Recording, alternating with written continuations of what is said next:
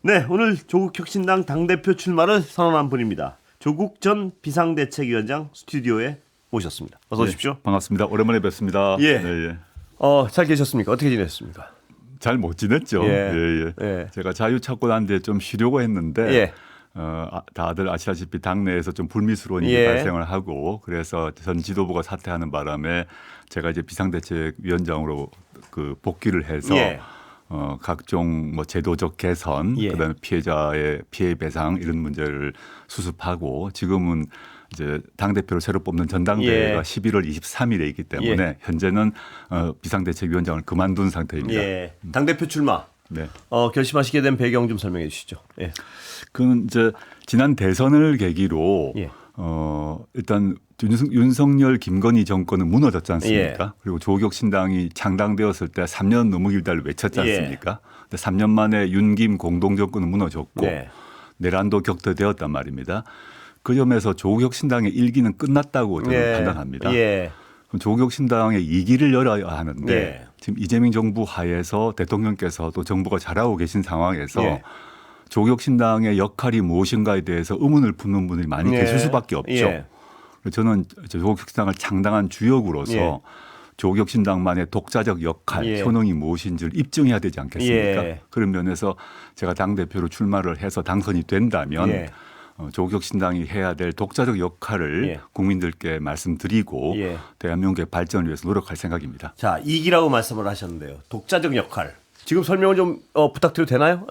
조국혁신당은 어느 길로 가야 되나요? 만약 대표가 되신다면. 예, 일단 첫째는 지금 아직까지도 내란이 종결되지 않았지 예. 않습니까? 예. 내란 재판은 진행 중이고 또 속속 내란의 공범들이 등장하고 있는데 내란을 척결하는 과제가 예. 있습니다. 그리고 내란 척결은 그 윤석열에 의한 내란 계엄에 예. 직접 동조한 사람만이 아니라 예. 그 국민의힘이란 정당이 점점점 친윤 극우 정당으로 변하고 예. 있기 때문에 예. 다가오는 지방선거에서 국민의힘을 심판해야 된다고 예. 봅니다. 이게 하나의 축이고요. 예. 두 번째 이제 아까도 말씀드렸습니다마는 이재명 대통령이 이제 지휘하고 있는 또 이끌고 있는 이재명 정부가 상당한 성과를 내고 예. 있습니다. 예. 내치 외치에서 아주 훌륭하게 예. 하고 계신데 그런데도 그렇지만 그럼에도 불구하고 민주당에서 또는 이재명 정부가 하기를 꺼려하거나 예. 연기하려고 하거나 예. 또는 반대하는 그런 그 정책들이 있습니다. 네. 제가 한 세 가지를 말씀드리고 예. 싶은데 예. 정치 개혁과 관련해서는 지난 내란 직전에 예. 민주당을 포함해서 당시 원탁회의를 열어가지고 서명했던 약속이 있습니다. 예. 그런데 이제 정치개혁 과제로서 원내교섭단체의 정상화, 예. 지금은 20석인데 예. 유신 전인 10석으로 바꾸자라는 합의를 했습니다. 예. 합의군요. 예, 합의를 실제 했고 당시에 박찬대 대표 권한대행께서 서명을 하셨거든요. 근데 그런 것들 아직 이루어지지 예. 않고 있는데 그런 것도 정치개혁 과제를 실천을 해야 됩니다. 예. 두 번째 지금 이제 이재명 정부가 이른바 그 중도 보수 정당이라고 자임을 예. 했지 않습니까? 예. 그래서 그 뭐 아주 자연스러운 현상이라고 좀 보는데 오른쪽으로 한 클릭을 하셨기 때문에 왼쪽이 비어 있습니다. 예. 왼쪽이 비어 있단 말을 좀 비웁니다만은 지금 우리 사회에서 소득과 자산의 불평등 문제가 예. 심해지고 있는데 예. 즉 이 문제를 해결하기 위한 정책은 아직까지 보이지 않기 때문에 예. 저희가 하려고 하고요. 예. 세 번째는 인권 문제입니다. 예. 최근에 젠더 갈등 문제가 심각한데 네. 이와 관련해서는 보편적 차별금지법 제정이 있는데 민주당은 명시적으로 반대하고 있습니다. 네. 그렇다면 저희는 이건 필요하다는 입장이기 때문에 이런 세 가지 정치개혁, 사회경제개혁, 인권개혁에서 조국혁신당만의 독자 역할이 예. 있고 이런 것을 이루어내야 오히려 이재명 정부에 도움이 될 예. 것이라고 저는 판단하고 있습니다. 유권자들이 근데 이런 정책도 관심이 있지만요. 더 관심이 있는 건 과연 민주당은 어떤 관계를 통해 내년 선거를 치러낼 것인가. 뭐 이런 네네. 건데요. 네네. 예, 예를 들면 특히 범여권 지지자들은 걱정하는 것이 혹시 표 갈라먹는 거 아닌가. 뭐 이런 건데요. 어떻게 보십니까? 예. 위원장님 보시기에는. 저는 이제 그런 예. 아주 기우라고 생각하고요. 제가 뭐 국민의힘 좋은 일을 시키겠습니까? 예. 그럴 일은 없다고 생각하셔도 예. 될 것 같고 좀 구체적으로 말씀드리자면 이번 내년이죠. 내년 예. 6.3 지방선거에서 광역자치단체장에서 국민의힘을 0으로 만들어야 된다라는 목표를 확고히 가지고 있습니다. 예. 근데 그와 동시에 예. 지금 예를 들어서 기초의원 같은 예. 경우는 기초의원이 전국에 이제 다인 선거구제라 그러는데 예. 2명이 아니라 3인 이상, 예. 3, 4, 5인을 뽑는 선거구제를 다인 예. 선거구제라 합니다. 거기에 저희가 이제 다 한 명씩을 내려고 하는데 예. 이유는 뭐냐 하면 지금 동쪽이든 서쪽이든 또 영남이든 호남이든 간에 예. 특히 양쪽 지역 같은 경우는 특정 정당이 오랫동안 지방 정치를 완전히 지배해 왔습니다. 예. 그 뭐 오랜 지역 감정 문제 등등이 복합적이다 예. 보니까 원래 지역 정치에서도 의회가 행정부를 견제해야 되지 않습니까? 근데 거기는 모두 한 당이에요. 예. 그러다 보니까 여러 가지 문제가 발생하고 예. 갑질 문제, 부패 문제가 발생했는데 제가 오늘 오기 전에 뉴스를 봤더니 전남 곡성에서 예. 과거 이제 재보궐 선거가 돼서 저희 당도 후보를 냈었는데 예. 경쟁을 하다가 저희가 졌습니다. 예. 담양은 이겼고요. 근데 전남 곡성에서 전현직 민주당 소속 군수와 예. 또 곡성 의회 의원들이 모두 지금 송치되었습니다. 네, 예. 건설업자와의 관극봉사 부패 예. 때문에 이런 일이 또 동쪽 TK에서도 일어나고 있습니다. 예. 거기에 한 명이라도 그 조국혁신당 의원들이 들어있다면 예. 이런 일은 발생하지 예. 않겠죠. 예. 그래서 두 가지 과제를 동시에 저는 실천할 생각이고 예. 두 가지 모두를 실천해야 우리 당만이 아니라 대한민국 발전을 위해서 도움이 된다라고 확신합니다. 위원장님 말씀을 들어보니까요. 그러니까 광역자치단체장은 국민의힘을 제로로 만드는 것이 목표고 그건 예. 민주당과 협의가 반드시 필요할 것 그렇죠. 같고요. 예. 기초는 경쟁하겠다. 뭐 이렇게 해석하면 되는 건가요? 크게 넓게 얘기하면 예. 그 정도 되겠습니다. 예. 세밀한 정책은 추후에 제가 당대표가 된다면 그때 예. 짜겠습니다. 그리고 조 위원장님 본인에 대한 언계 궁금할 텐데 유권자들은 어떻게 내년 어디를 염두에 두십니까? 제가 뭐 여러 번 예. 그 언론에서 말씀드렸습니다마는 조국혁신당 후보들이 다 갖추어지고 예. 저희 전략이 다 짜지고 난 뒤에 저는 마지막에 판단할 것이고요. 예. 뭐 서울시장 얘기도 나오고 제 고향인 부산시장도 예. 얘기도 나오고 또 뭐 국회의원 재보궐선거도 예. 나옵니다마는 마음 같아서는 제가 손오공이 되어가지고 다 분신을 다 예. 그 분신술을 써서 다 출마를 시키고 싶으나 그렇지 못하니까요. 저는 한 명이기 때문에 가장 마지막 시점에 선택하겠습니다. 민주당과의 협의는 충분히 가능하시다고 보시는 거고요. 얼마나 가능하죠. 예. 네. 자, 오늘 좀 사안 좀 여쭤보겠습니다. 아, 예, 예. 뭐 조현님 위원장님도 어떤 검찰에 대해서는 여러 가지 하실 말씀이 있을 테니까요. 예. 일단 총괄적으로 오늘 검찰의 집단 반발은 어떻게 평가하십니까? 예, 대장동 수사 관련해 가지고. 그게 지금 이슈를 예. 모든 이슈를 그렇습니다. 집어삼키고 예. 있던데요. 제가 여러 측면에서 말씀드리고 예. 싶은 게 있습니다. 예. 첫 번째는 이 검찰의 반발은 선택적 반발이고 예. 선택적 비판이라고도 생각합니다. 예. 몇 가지 예를 들어보자면 과거에 이제 검찰에서 김건희의 명품백 도이치모터스 주가 조작 무혐의 냈을 때 어떤 검찰도 어떤 검사장도 항의하지 않았습니다. 예. 두 번째 지기현 판사가 예. 희한한 계산법으로 윤석열을 이제 석방시키고 예. 그에 대해서 검찰총장이 항고 포기를 했지 않습니까? 예. 이때도 검사장이 침묵했습니다. 예.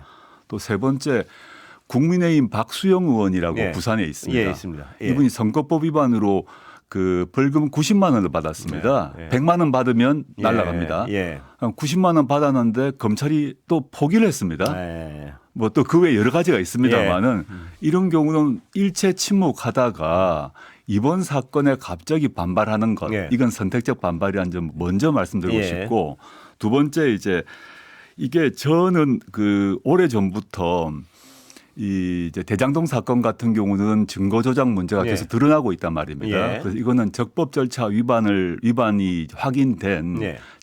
공소권 오남용 사건이기 때문에 예. 공소 취소해야 될 사건이라는 아, 얘기를 예. 많이 주장해 왔습니다. 예. 지금 이제 공소 취소는 이루어지지 않고 그 이제 검찰총장 대행의 결단에 따라서 항소를 포기한 사건 예. 아닙니까? 예. 저는 이제 그 이전에 스스로의 잘못이기 때문에 네.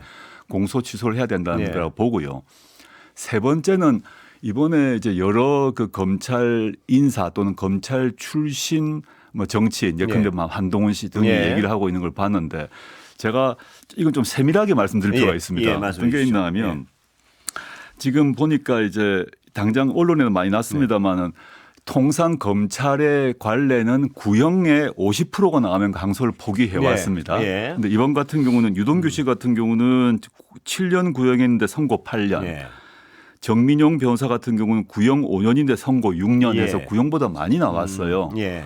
이 점에서 이제 그 뭐 항소 포기하는 것이 특별한 사례는 아니라고 예. 봅니다. 이거는 한번 지적하고 예. 싶고 그다음에 그 국민의힘 뭐 의원들이라거나 또는 뭐 한동훈 씨 같은 경우가 얘기를 하던데 이래서 이제 뭐 범죄 수익이 크게 예, 있어가지고 이걸 예. 뭐 가져올 수 없다 이런 예, 얘기를 예. 하더라고요. 이거는 이제 저는 법률을 알면서도 그런 얘기를 한다고 예, 저는 봅니다. 예. 이건 꼭 얘기를 하고 싶은데 조금 어려운 얘기입니다만은 형사재판에서 뇌물이나 마약 같이 피해자가 없는 범죄는 수익금을 추징합니다. 예. 그런데 지금 문제가 되는 경우는 이제 배임 사기 같은 경우인데 예. 지금 문제가 되는 예. 대장동은 배임 사건이니까요.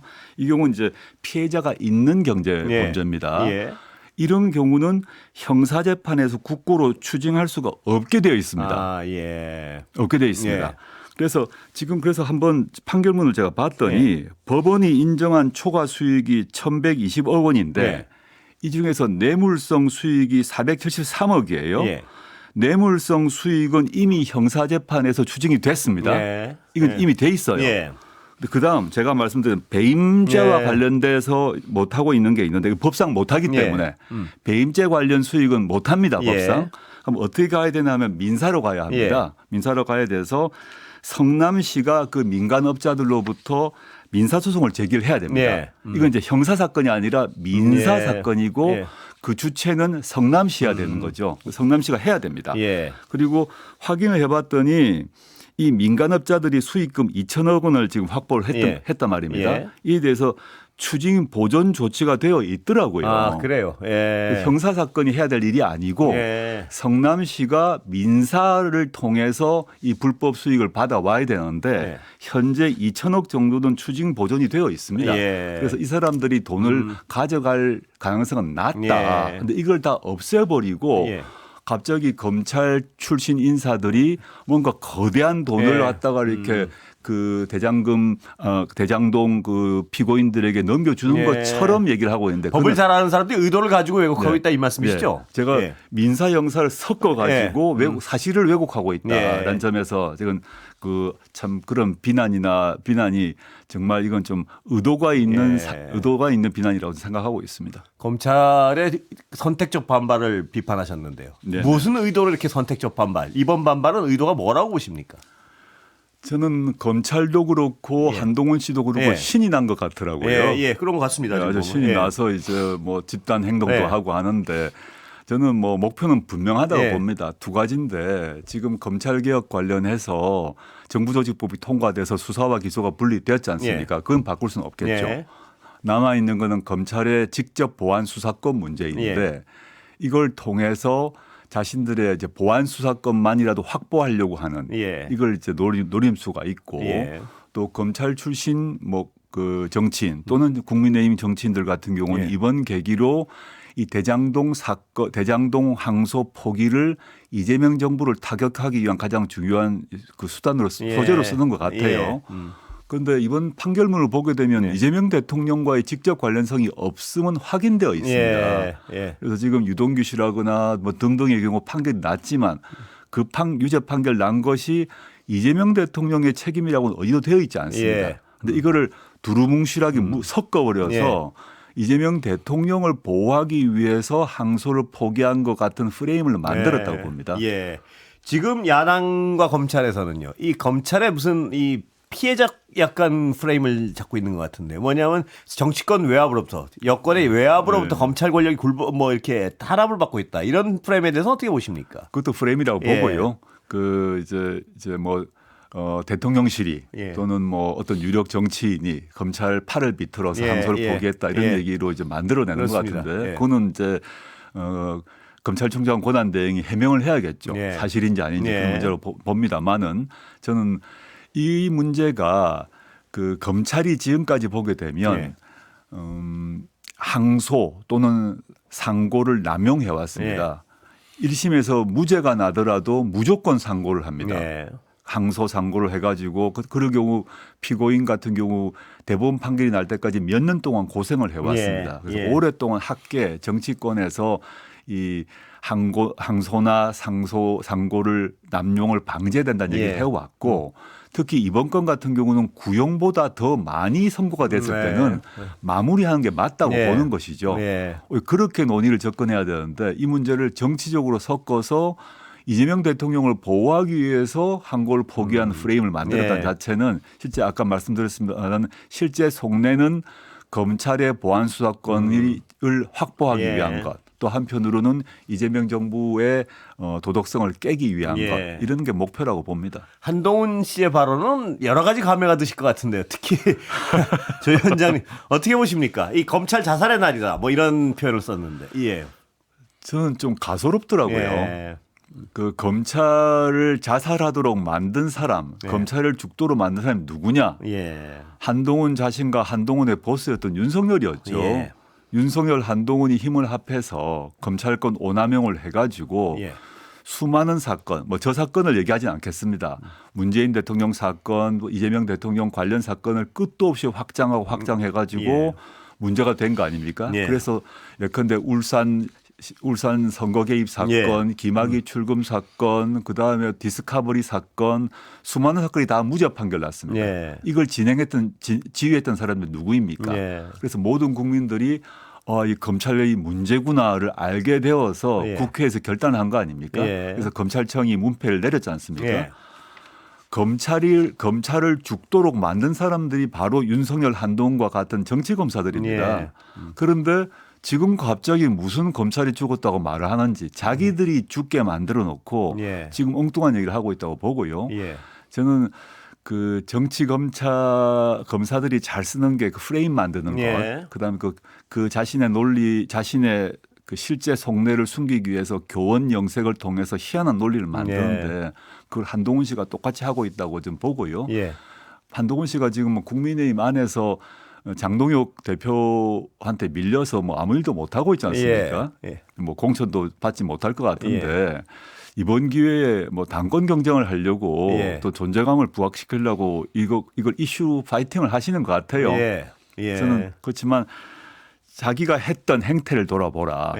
자신이 검찰권 행사를 검찰권 오남용의 주역이었고 그걸 통해서 윤석열을 대통령으로 만들었고 본인은 법무부 장관 했지 않습니까?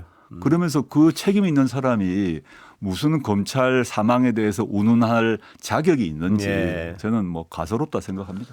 워낙 이쪽은 전문가시니까 그 검찰 지금 집단 반발의 모양새 어떻게 해야 됩니까 보시기에? 근데 검찰 검사장들이 연대해서 입장문을 발표를 했더라고요. 그래서 그에 대해서 저는 첫째는 검찰총장 대행이 해명은 해야 됩니다.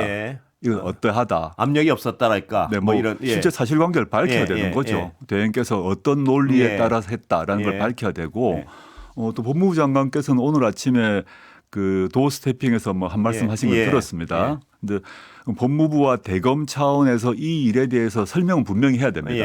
저는 이 문제를 뭐 아까도 정치적인 프레임으로 만들어서 뭐 이재명 대통령을 위해서 이랬다 저랬다 이런 게 아니라 이번 기회에 검찰이 지금까지 오남용 해왔던 항소, 상고, 남발을 그 이번 기회에 정리를 해야 됩니다. 그럼 어떤 기준에 따라서 하고 어떤 기준에 따라서 안 하고를 이번 기회에 한번 정리를 한번 했으면 좋겠다 생각입니다. 시간이 다 돼버렸습니다. 그렇군요. 여기까지 듣겠습니다. 조국혁신당 조국전 비대위원장 모셨습니다. 감사합니다. 감사합니다.